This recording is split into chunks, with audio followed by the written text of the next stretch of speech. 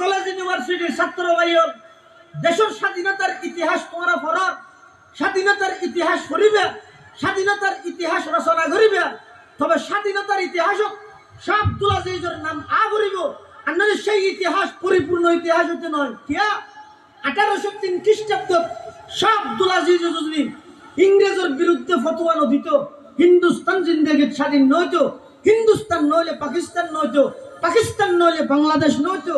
তাহলে বাংলাদেশের স্বাধীনতার ইতিহাস সূচনা হইয়ে শাহ আব্দুল আজিজ মুহাদ্দিস দেহলভি সেই ঐতিহাসিক ফতোয়া इंग्रेजों के मिलिट्री में मुसलमानों के लिए नौकरी करना हराम है। फतवा में रोज व्यक्ति करी हिंदुस्तान शादी नहीं है, पाकिस्तान नहीं है, तुम बांग्लादेश नहीं है।